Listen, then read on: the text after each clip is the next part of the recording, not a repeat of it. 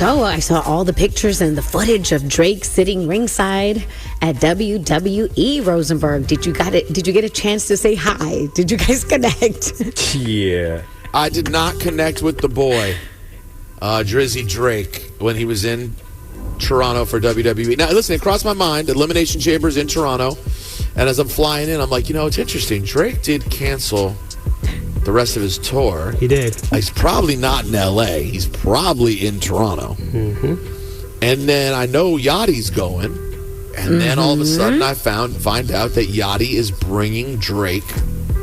And I say, you know what? Let me just do my job and not go running into Drake right now, because I don't need his crew seeing me and being like, yo, is that Ebro? Beat his ass. No, we want that. Yo, listen, that right, the check, because, you got to stay lawyered up around Drake.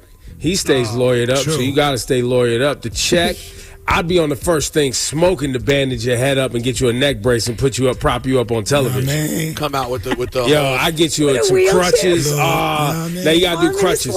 Oh, you want to go with wheelchair Walker. Jimmy? How You about could a be walker? wheelchair Rosenberg.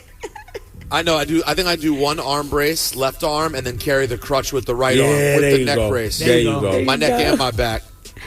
But no, he seemed to really. So he was enjoy just the there as a show. guest, right? He was there as a guest. He seemed to really enjoy the show. The next day, he posted on Instagram a bunch of pictures, and then he wrote, "I'm sold at Lil Yachty." So what do you think that means? Well, I guess he's stating it means he's now a fan. Okay. Which, by the way, can I just give you guys a little inside baseball? Yeah. Hilarious to me, and I relate to this, so I'm not trying to diss them.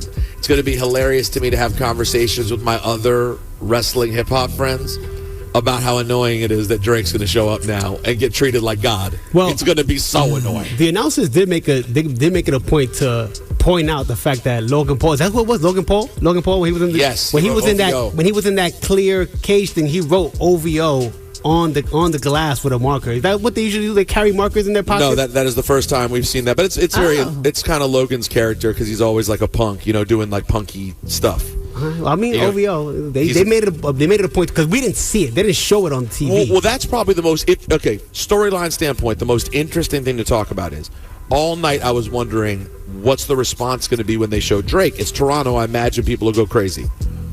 They never showed him on camera though. They show stars not as big as Drake on camera. So a decision was made, I imagine, to not show him. I was waiting all night to see him with the thing that says, Drake.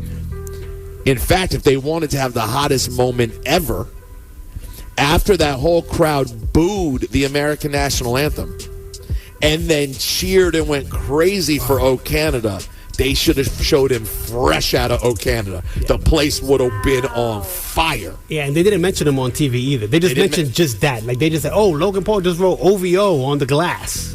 They did not mention him on TV. Interesante. Yeah. And by interesante, I mean, wake me up when it's over. I'm there for it. Sounds like hate. That's a novela, Ebro. I don't know. It feels like if Kendrick was there, Ebro would have been like, tell us everything that he said. Now hold on, because they did also, I don't know if this happened because I saw no reports after it, but when they said Logan Paul just wrote OVO, then they said, he also wrote Be Humble. They did say that. They said that. They did say that he wrote Be Humble, which is interesting. Wow, everybody making money on the beef. Uh-huh. Drake showing up.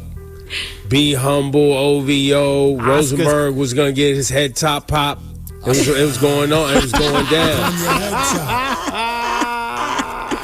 Yo, by the way, I just want you to know, real quick, if I got beat up in that situation, there's multiple lawsuits, and Ebro's definitely catching one. Wait, I'm catching a payday. That's what I'm catching. No, up like that. I need a percentage. No, you're paying me. Rosenberg's going to sue you, too. For what? The sickness.